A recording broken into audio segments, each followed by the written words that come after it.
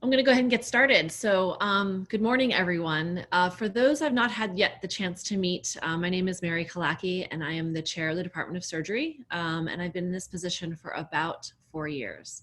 I wanted to thank you so much for joining us this morning for essentially our first department webinar. We're very excited about doing this. And we often will give we give an annual State of the Department presentation, and so we're just doing it a little bit differently this year. Before we get started, I wanted to do just a few housekeeping things. So each speaker will come on subsequent to each other, and you may have questions for a particular panelist. What we're going to do is actually hold those questions until the end, or please put them in the chat. We'll monitor them and we'll answer as many as we can at the end. And if we don't get to them all, then we'll certainly make sure that we answer them and send the answers out.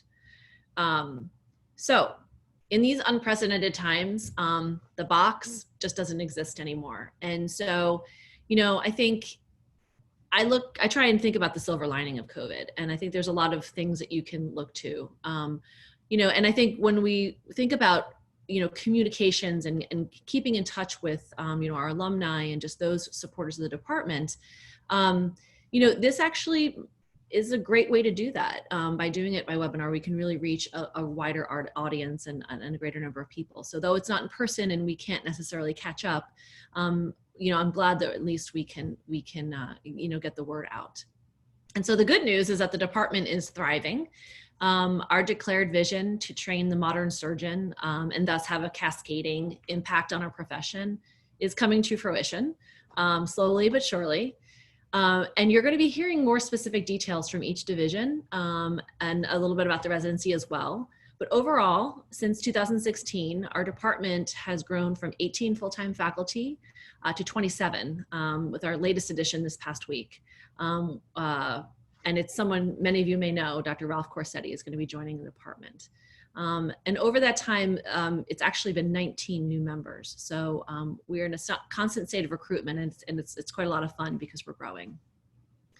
As we recruit and bring on new faculty, it really is very clearly with the understanding that we are committed to a busy state-of-the-art clinical practice, an ever-evolving educational program for the students and residents, as well as always asking the next question, to stimulate our research, which is a big focus for us. We are fortunate to be growing at a time as well that the school and university are healthy and thriving. I will share that I have been so impressed with the response of both the school and the university to the pandemic. Rather than take a defensive stance and cut, which unfortunately a lot of our peer institutions have to do, we are continuing to grow, invest, and continually strategically plan for our future. So I mentioned, in addition to the division updates, you will hear more about the successes of the residency program from our program director, Rebecca Schroll. I do want to just take a short time, though, to share with you some recent recognitions that really come based on the legacy that many of you were part of and created for the department. So it's, we are, building this on the foundation that many of you put down for us. So over the last 3 years, we've won multiple L Club awards, including Best Department. And for the years that we haven't won it, we've been nominated, which is a huge honor in of itself. We've won Best Clerkship Director, Best Clerkship Coordinator, Best Resident.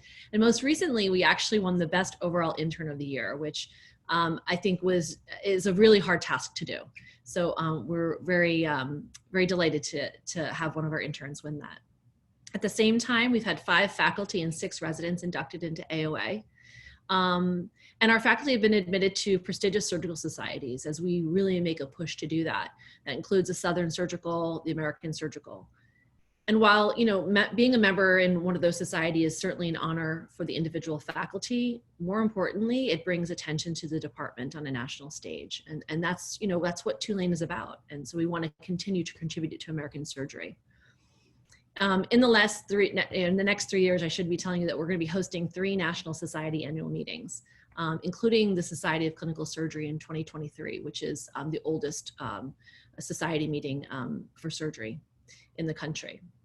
So I do look forward to introducing you to each of our faculty members in person at some point in the future.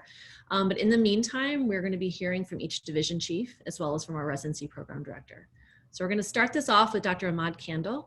He is a professor of surgery and he is the Elias Hanna Chair in cardiovascular research. Emad joined the faculty in 2007, and he's also the division chief of surgical oncology, endocrine, and general surgery here at Tulane. So he's got a lot on his plate.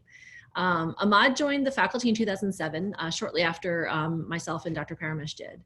And he has swiftly moved up the academic ranks. He's focused his practice and research on endocrine surgery with a minimally invasive approach. He has an active lab and is a member of both the Southern and the American Surgical. So with that, I'm going to turn it over to Dr. Kandil.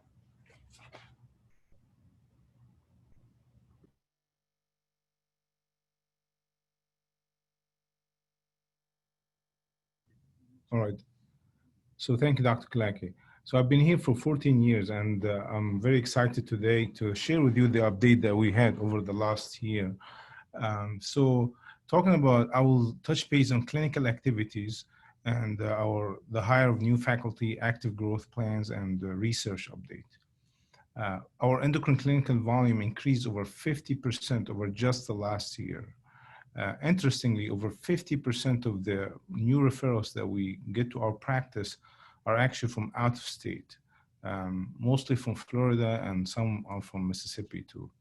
We actually get patients from all over the country come here to Tulane to seek certain procedures that we have the largest experience in the country performing these kind of procedures and operations. We started last year the radiofrequency ablation program for thyroid nodules and lymph nodes.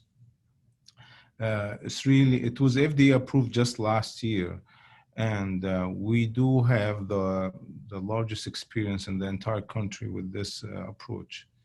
We actually had the first training course in the United States for radiofrequency ablation here at Tulane. The program is growing, and it's really exciting to see the impact of this new technology on our patients. I think this is really the future. We are about to publish our data in collaboration with Johns Hopkins, and many other centers across the country are doing these interesting procedures to avoid surgery altogether. As I said, we are really leading these programs so far. We also have the largest experience in the country with remote access thyroid surgery. Over the years, my main interest was doing mostly transaxillary thyroid surgery robotically. I've done also the retroauricular approach with facelift approaches, but recently the transoral approach has been really a well-established approach in many centers across the country. And we've done many of these over the last year here at Tulane, but we also hired Professor Yoon Kim. Professor Kim is a professor at Korea University. He's a part-time here at Tulane. He came, the plan that he will come, and he already came to do some of these advanced cases.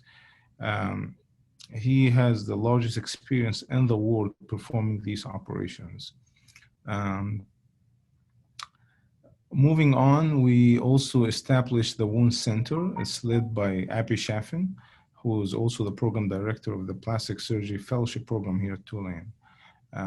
There is significant new surgical referrals seen for complex wound surgeries, and these are the main source of increasing the surgical volume due to the collaboration with the MedCentris Wound Institute.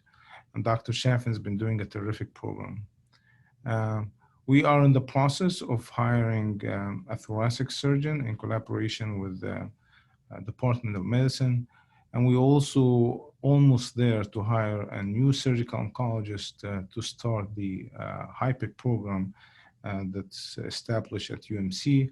And we want to lead this here in the city. That's the only program in the entire state of Louisiana. We recently hired Dr. Shama to be my partner for endocrine surgery. He will start basically in a couple of months after obtaining his license and privileges. He did actually 3 fellowships, one at Harvard, one University of Florida, and the other one in Michigan. I'm excited to have him. I know him for many years, and he is really a great teacher. And I'm just very confident that our residents will enjoy working with him because just teaching is a passion for him. And I'm very excited about having him. I'm very excited about the research that he's about to start that, and hopefully I will update you about this great project next year. You just heard Dr. Killackey mention the exciting hire of Ralph Corsetti, who is maybe well known to many of you. He was a former faculty here at Tulane. Um, Currently, his practice includes 70% breast, 20% endocrine, and 10% melanoma. And he will be also part of this big surgical oncology program. We hired the 2 basic science faculty at the assistant professor level, Dr. Iman Touré and Dr. Murad Zarafawi. They're both doing an outstanding job, and they actually did win research awards, the Levine Pernick Research Award, which already also won by another faculty here at the division. For the growth plans, we are working hard to establish like an international thyroid center here at Tulane. We plan to do this at the Lakeside Hospital, and we try to really put big marketing program to advertise for all the different things that we do here with the highest volume in the country with the transoral, the radiofrequency ablation, and advanced cancer, with all the faculty that I just mentioned to you, Dr. Kim, Dr. Sharma, and Dr. Corsetti. We look forward to really increase the volume for surgical oncology, specifically with the new hire and with growing the HIPEC program, and also growing the practice with abdominal wall reconstruction. We do have a fellowship here in endocrine surgery, but we working on getting this approved by the ES, and hopefully this will happen within the next year. As you also heard, Dr. Killackey mentioned that we will have multiple meetings coming to hosted by Tulane. One of them is the American Association of Endocrine Surgery, and this was scheduled to be here in New Orleans in 2022. Things are postponed a little bit because of the pandemic, but hopefully this it's not going to make a significant effect. We will continue to run our annual thyroid course. We've been doing this for 11 years. We postponed the last one because of the pandemic, and we plan to do it in February of next year. And hopefully we will do it also in collaboration with Dr. Carlos Galvani with the MIS program. For the research, I can tell you, research is a passion for me. But with the new hire, that Dr. Killackey really worked hard in getting this approved and making it part of our support to all new faculty. It's just very exciting to see the fruition of all this hire. So we basically had almost over 40 papers for the last year from this division, just the division. And interestingly, I believe we had over 10 accepted papers related to COVID, and 2 of these were in Annals of Surgery. I work very closely with Dr. Duchesne on these, but it's just very exciting that we were able to publish this great work that hopefully will make an impact. And these journals, as you know, are like the highest impact factor journals in the field. We had multiple awards by our research faculty. I mentioned earlier the Levine Pernick Research Awards, but also our residents and our research fellow were able to always secure multiple awards in national meetings, including also the American College of Surgery in Louisiana chapter meeting. We had the first place of cancer paper. We try to get this every year, and we had also the best paper of the meeting. And we are also hiring a new research assistant professor because things are really growing and we have too many grants that we need more support for, and we do have the fund for this. So things are really going in the right direction. And hopefully the new research assistant professor will start in October. We continue to submit NIH grants. We have 2 grants that highly scored, and we're working on securing the fund for this.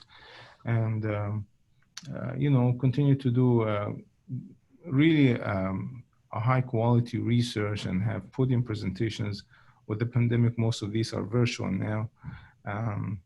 I've been receiving just over the last couple of days all these acceptance emails for the podium presentation, American College of Surgeons, but all are virtual. Unfortunately, our residents are not going to have this very interesting experience, but I'm very, very excited about the research growth in our department.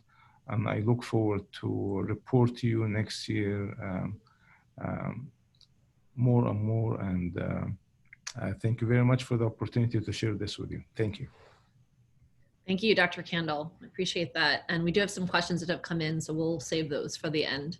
Again, just to remind everyone. So we will move on to our next speaker, and that is Dr. Hoonbae Jeon. He is he's a full professor and division chief of transplantation surgery, abdominal transplant, and hepatobiliary surgery. He is a director of the Tulane Abdominal Transplant Institute, which he may share with you has been restructured a bit. It's very exciting for us. And Dr. Jeon is originally from Korea, where he did all of his training. And some of us got a chance to meet him many years ago when he first came over to the United States, and we were fortunate to recruit him here back in, he started in 2017, the beginning of the year, and has really just done amazing things with the program. I don't want to steal all his thunder, so I'm going to let him tell you the successes that we've had. But Hoonbae has won teaching awards as soon as he got here. He's really beloved by the residents. He's just a natural teacher in the operating room and in how to take care of patients and work them up. And so excited to have him as part of our faculty. And with that, I will turn it over to Dr. Jeon. Thank you, Dr. Killackey, for kind introduction. Good morning, everyone. My name is Hoonbae Jeon. I've been in this role of Chief of Division of Transplantation and Hepatobiliary Surgery since 2017.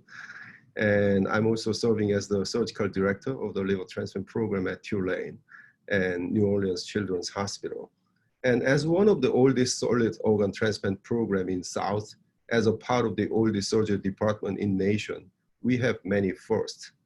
As some of you may remember, starting from 60s, we have a long list of accomplishments such as first kidney transplantation in Gulf South, first xenograft kidney transplantation in the world, and first bowel transplantation in Gulf South, and first living donor liver transplantation in Gulf South. After difficult times and recovery efforts after Hurricane Katrina, we make every possible efforts to maintain high quality patient care, research, and education in continuation of such tradition. Our division has 5 surgery faculty members, including Dr. Killackey. That makes us a flagship of the fleet. In addition to surgeons, there are 3 transplant hepatologists and 1 nephrologist attached full-time to us from medicine department. This enables us to deliver multidisciplinary care in more comprehensive and coherent fashion. One of our hepatologists, Dr. Fred Regenstein, is highly respected among local community gastroenterologists that he trained many of them. This reinforcement makes us the new Transplant Institute structure, and this structural change is the most recent progress in our division.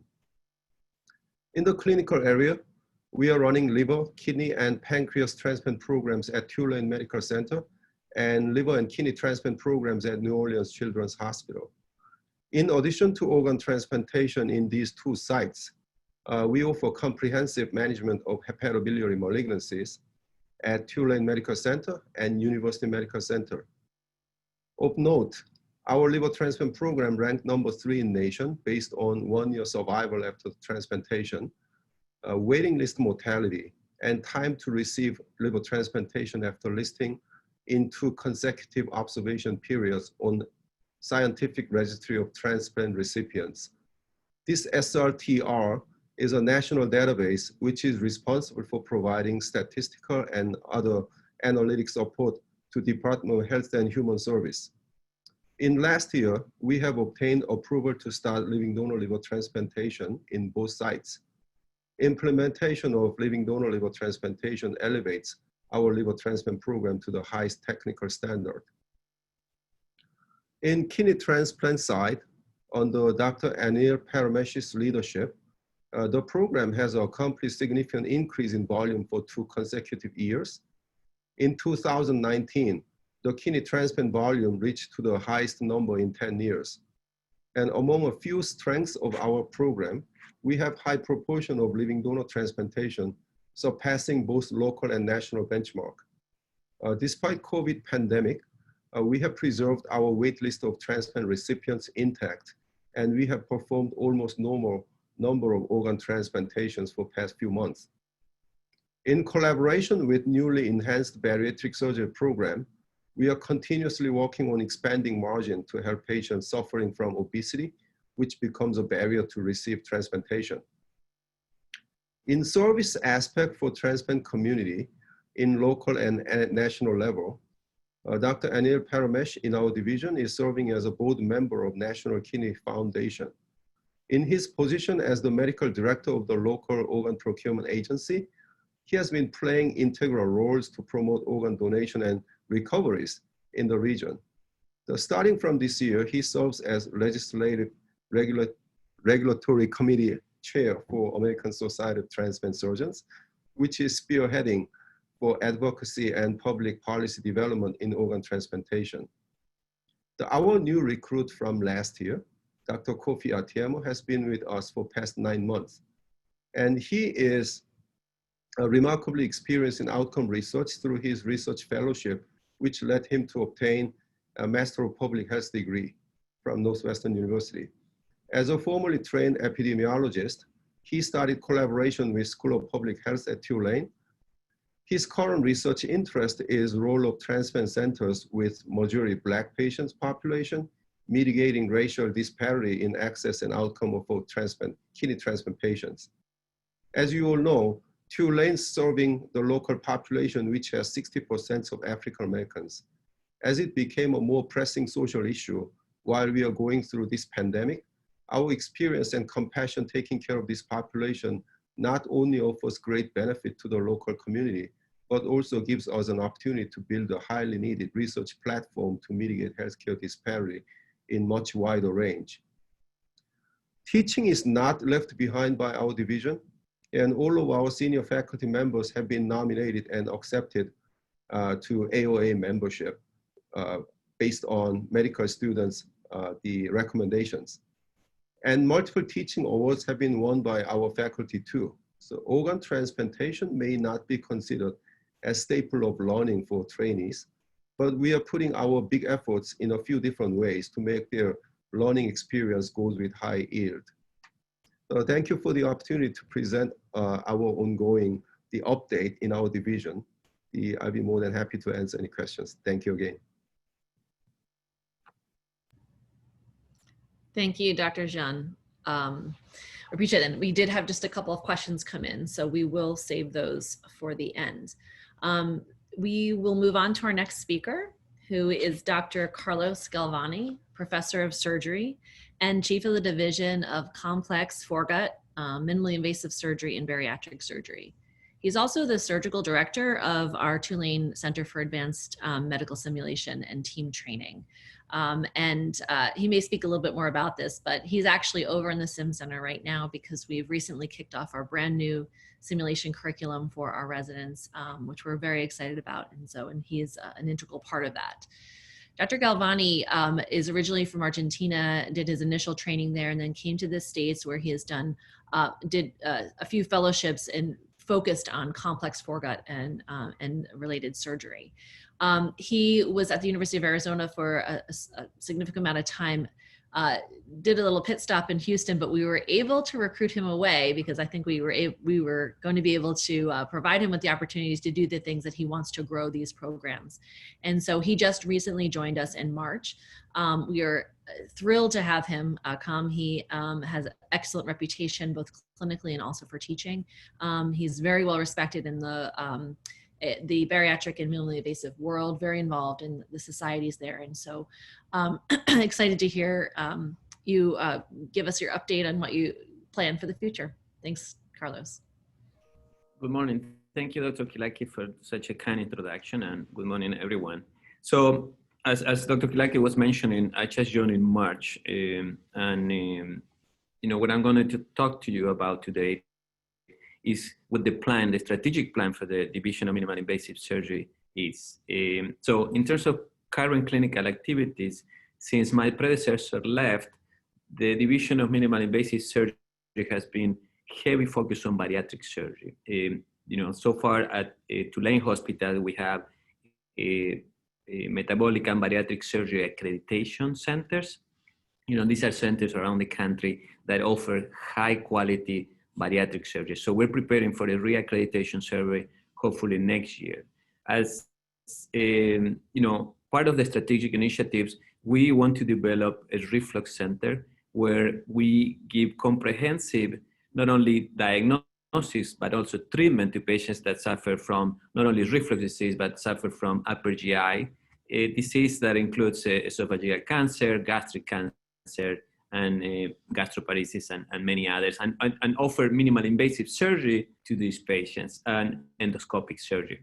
Another goal of mine is to be able to offer comprehensive hernia treatment to patients in the city and hopefully in the state and outside the state. This is something that is sort of popular in big academic centers around the country when you have experts that get funneled, you know, complex patients that have difficult hernia surgeries that need to be treated by an expert. And not every surgeon out there sometimes is an expert on this. In terms of new faculties, you know, you're seeing one of them on your screen, and then hopefully we'll be able to hire a hernia surgeon next year. And then our goal in terms of education is increasing, we just started the minimal invasive and advanced GI surgery fellowship last week.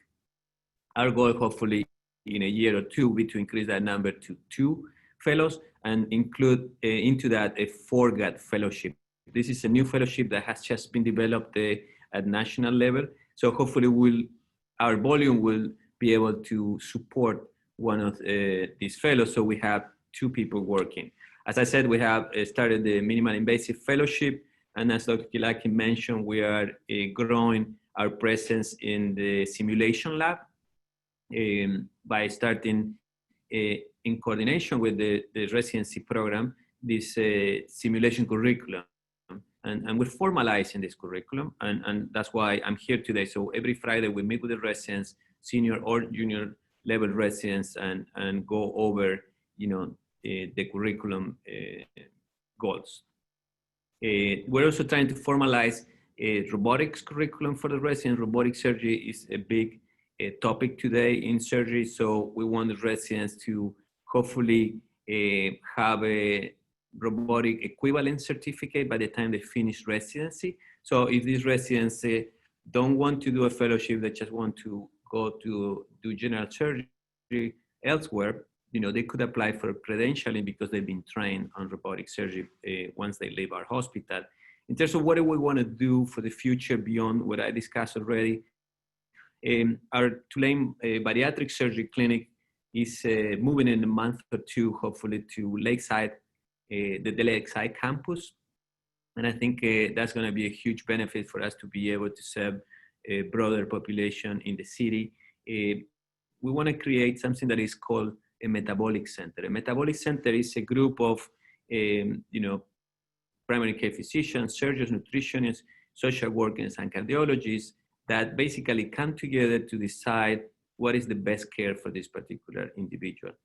So we meet together similar to tumor boards meet and discuss the particular individual. So this is something in the making. And then we're restructuring a little bit of the bariatric program in order to increase our patient population, and of course to meet the reaccreditation requirements that are going to be needed next year. In terms of the hernia center, there has been a void for the last couple of years in terms of offering patients comprehensive reflux treatment or upper GI disease treatment. So we're trying to build all the pillars that are going to be able to, offer the best care to these patients, but also to provide physicians in the community with the service that they need for their patients. In terms of, we're trying to raise awareness about the treatment of obesity. And one of the big topics that we have is we have a walk from obesity, and it's going to be a virtual walk, unfortunately, because of COVID, as you know. So it's going to be September 26th. So if you look it up and you want to join our team, it's a Weight Stompers, the name of the team. So you will be welcome if you want to join.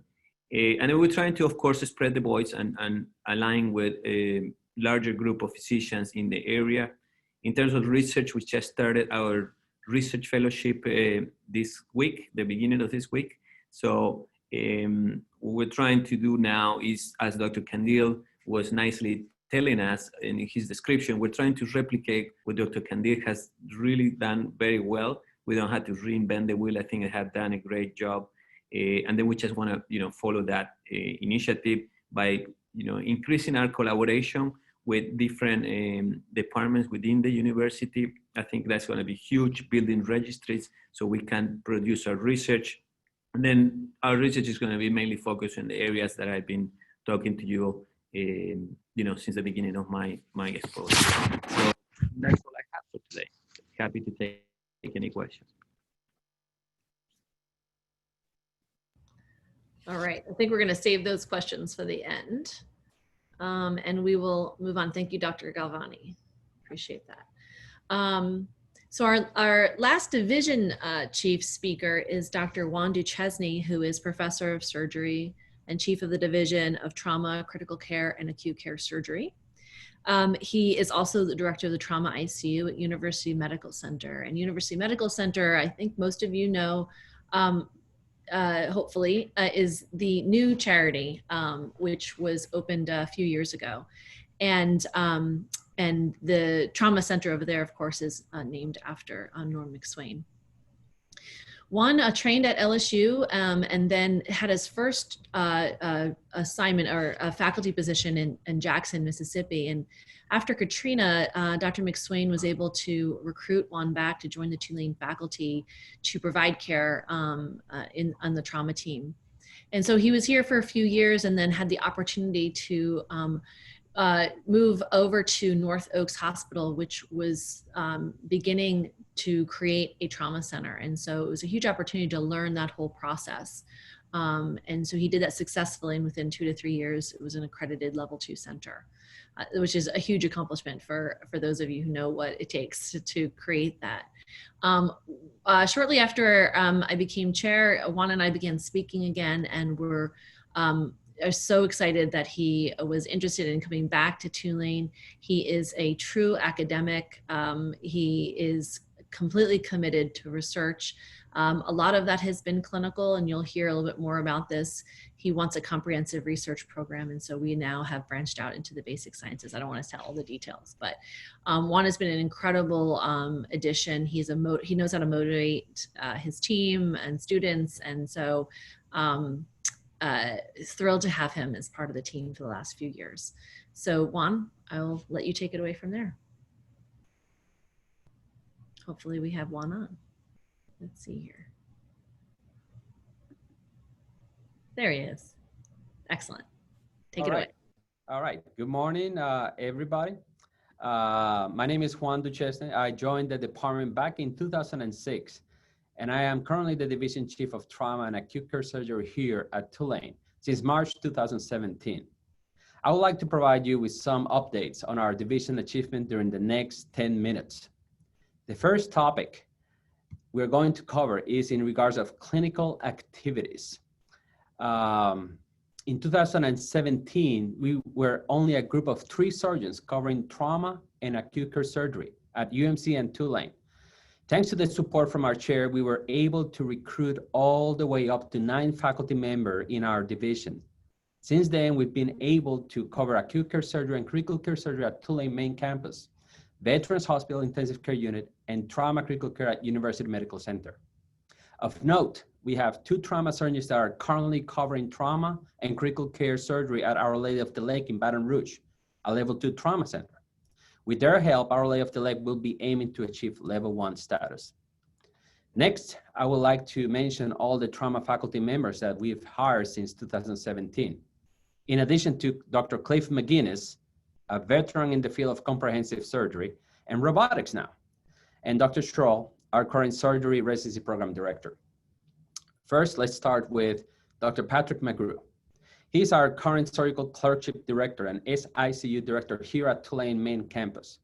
He's very well liked by all his peers, medical students, and residents, winning the Best OWL Award in consecutive years and Best Surgery Attending this year. Patrick did his fellowship training in Las Vegas, Level 1 Trauma Center. Next, Dr. Chrissy Guidry is our Associate Program Director, Wellness and Mentoring for our Surgery Residency Program. She is as well the Medical Director of Emergency General Surgery here at Tulane main campus.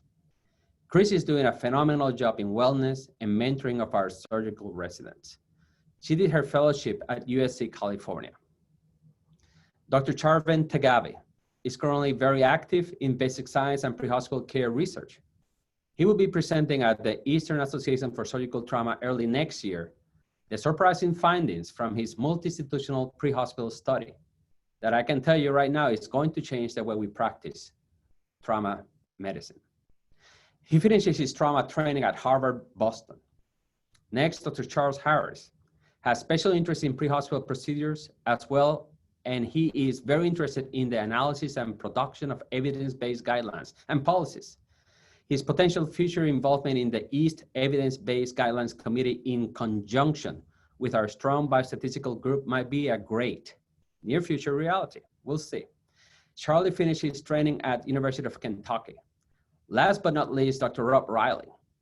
He just finished his residency program with us this year and is very interested in residency education, international surgery missions, and robotic surgery. Rob finished his fellowship at Ohio State University. Next in the agenda, we're going to talk about current and ongoing growth plans. As previously mentioned, we're currently covering several hospitals within the Tulane network, including Tulane main campus, University Medical Center, Veterans Hospitals, and Our Lady of the Lake. Our goal is to keep spreading the best trauma care across the state and to restart a comprehensive trauma and acute care surgery fellowship program. Last but not least, research. We're definitely making a difference, not only in the state, but at the national and international level. With the support and enthusiasm from our dean and our chair, we were able to develop the first trauma basic science lab. With their support, we were able to hire Dr. Olin Jackson Weaver from USC, California. Great addition. Dr. Olin, main expertise is trauma resuscitation and coagulopathy. His work has been presented at national meetings regarding the impact of reperfusion injury and coagulopathy. He received an American Heart Association grant last year and currently is applying for our first RO1 grant. Dr. Charven is currently as well funded, and he's making a great difference not only on clinical research with multi-institutional studies, but in basic science research as well, where he is working on developing an ARDS model in primates.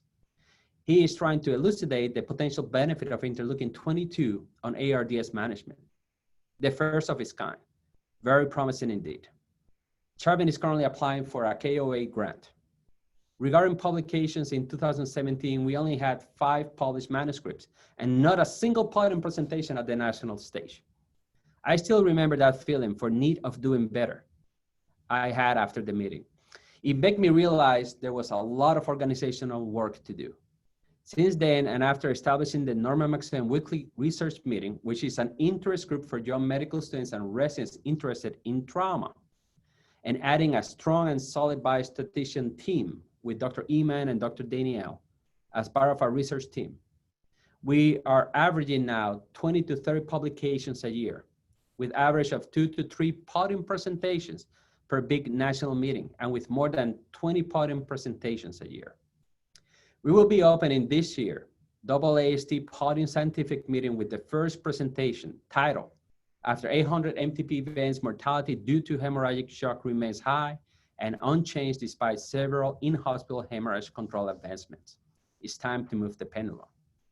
We have at this meeting a total of 2 podium presentations and 3 posters. Just recently, we've learned that our team will be presenting 3 podium presentations at the Eastern Association for Surgical Trauma meeting. None of this would have been possible without the support from the School of Medicine Dean and Chair. And for that, I'm very thankful. With this, I conclude my report. Thank you.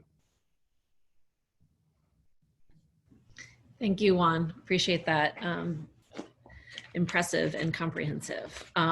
Okay, we are going to move on to our last speaker, who is going to share with us a lot of what I think many of you want to hear about, the specifics of the residency training, and a lot of the questions we got sent in early had to do with that. So I think Dr. Schroll is going to go ahead and try and answer a lot of those within her initial talk, and then we'll take further questions. So Dr. Rebecca Schroll is Associate Professor of Surgery. She is the Program Director for the surgery residency for the last 3 years.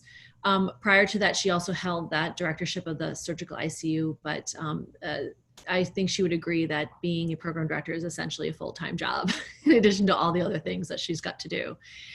She's done an incredible job. I think if you speak to the residents today, you will get that response unanimously. And I look forward to hearing, the things that she's going to share with us this morning. Dr. Schroll.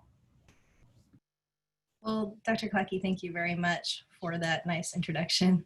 I'm really excited to talk to all of the alumni on the call today and give you a sense of what the residency program is like, particularly since it's probably somewhat different than the residency you remember, especially if you graduated before Katrina. So our residency program now currently has 32 residents. Each year we match 5 categorical residents, and then we also have 5 preliminary interns and a preliminary PGY2. And we draw residents from all over the United States and even internationally. But probably our biggest draw is still regional, from the southeastern US and the Midwest.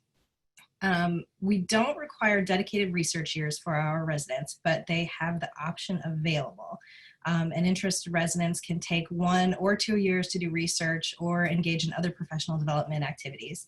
So most years we have either 1 or 2 residents out on research at any given time. Although the dedicated research time is not required, all the residents complete at least 1 research project during their training here.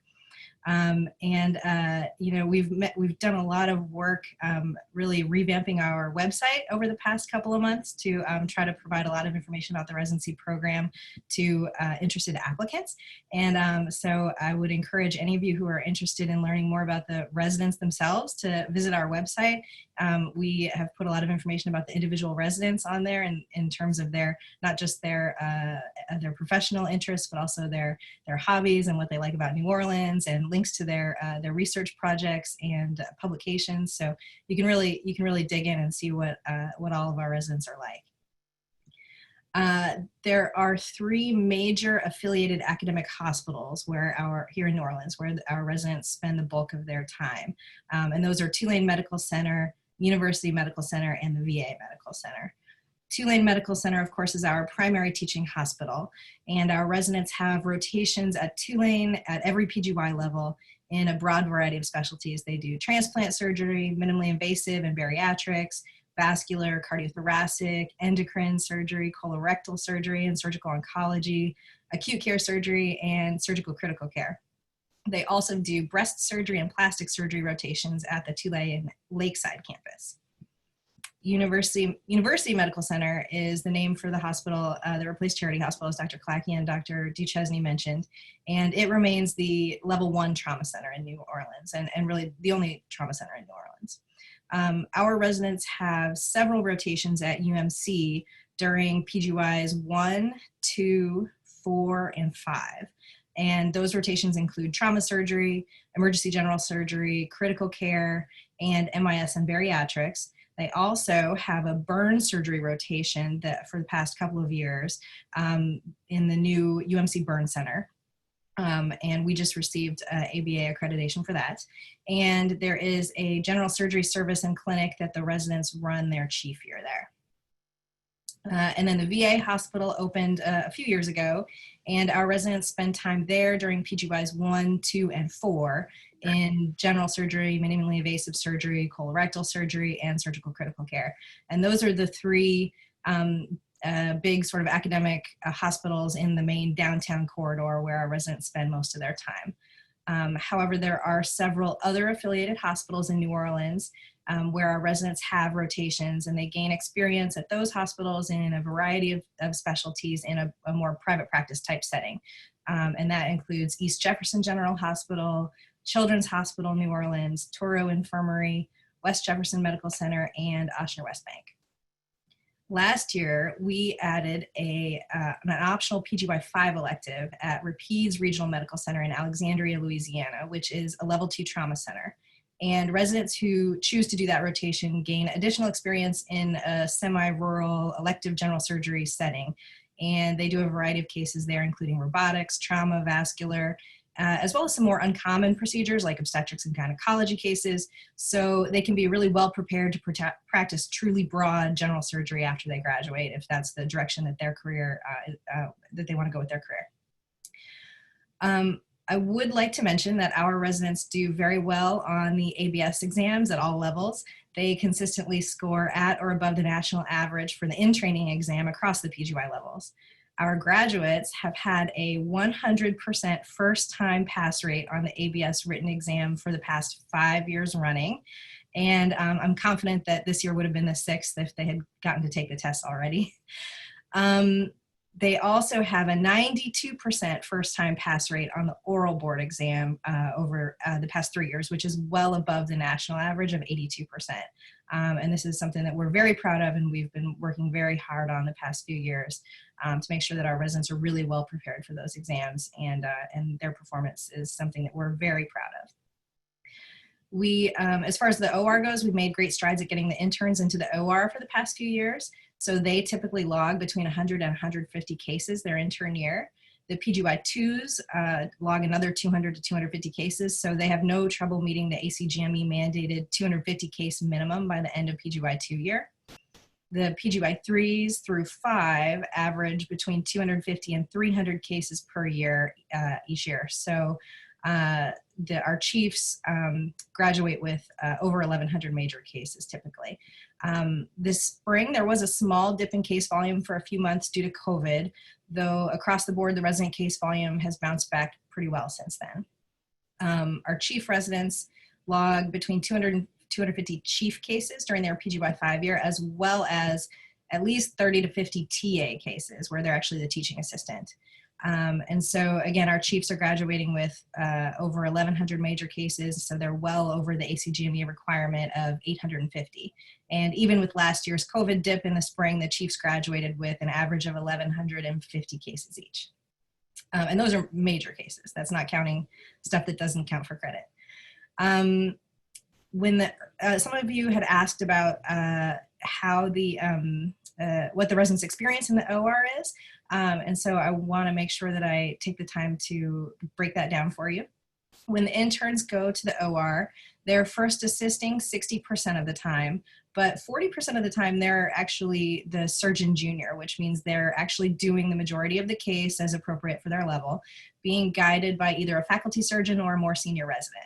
The PGY 2s and 3s do progressively less first assisting and more primary operating. The PGY 2s are only first assisting 20% of the time, and the PGY 3s only assist 6% of the time. So by the time they're a PGY 4, they're either doing the majority of the case for every case, or they're even teaching junior residents how to do the case. And all of the chief residents are either doing teaching assistant cases in which they're guiding more junior residents through straightforward cases, or surgeon chief cases in which they're performing the majority of even large complex operations. Over the past decade, about 30% of our residents have gone directly into general surgery practice, and 70% pursue fellowship training in a broad variety of fellowship types, and they have matriculated into some really excellent fellowship programs. And that list is on our website as well. So I don't have time to read them all, but I would encourage you to look at it because it's really impressive.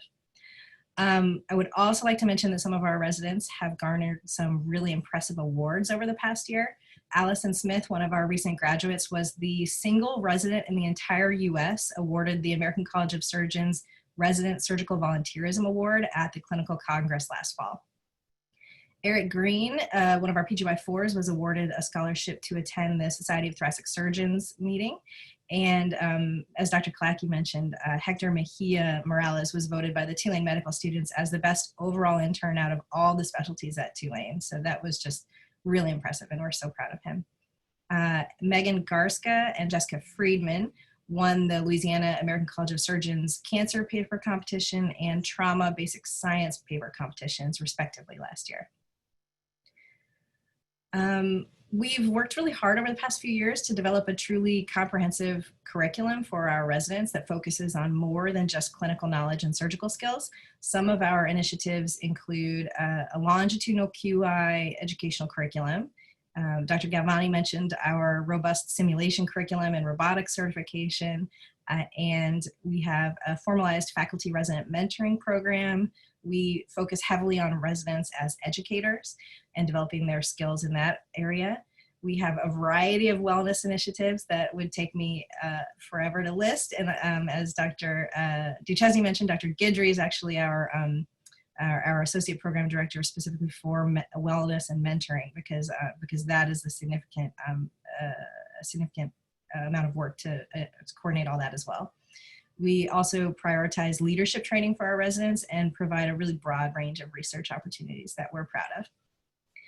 So I have some PowerPoint slides. I know I just gave you all a whole lot of numbers, and I have some slides containing the information that I went through with you, including some graphs about, resident case volume and that kind of thing. So if anyone's interested, I'm happy to send them to you. Thank you. I want to make sure I didn't hit the wrong button here. Okay, thank you, Dr. Schroll. That was excellent. A lot of information. And again, we can certainly send out those numbers because it was a lot of information to hear. There were a couple of questions that have come in that I do want to make sure that we address in the few minutes that we have left. The first one I'm going to go ahead and take a stab at, and this is from Dr. Barnes, and who asked specifically about reports of decreasing interest in surgical training and what has our experience been. I think this is one of the things actually we're most proud of, and I probably should have included in the the start of this presentation. Over the last 4 years, we've had a minimum of 20 students wanting to go into surgery. This year, we're in the low 20s, and sometimes it doesn't always work out in the end. But in general, we usually have 20 to 30 students come forward who are interested, and so that has grown significantly over the years, and we're incredibly proud of that. And I think it's due, I will tell you, the majority of that to the residents, because they are the front line and are such role models for the students. So one question also about the residency, Dr. Schroll, that came in was specifically about COVID. What types of changes did we have to do to the residency training related to that? And how many of our residents got sick? Yeah. So we had to pivot for about a month and a half or so, and we had to kind of restructure our rotations. During March and April, most of you probably know, New Orleans was hit fairly hard with COVID, and we basically opened ICUs staffed by myself and the other surgical intensivists, where we took care of COVID patients. And most elective surgery really ground to a halt for a month and a half or so. So our residents actually, on the rotations where they didn't have much to do anymore because there weren't cases happening, a lot of them volunteered to help us with the COVID patients and helped us run our surgical COVID ICUs at University Medical Center and the VA Medical Center.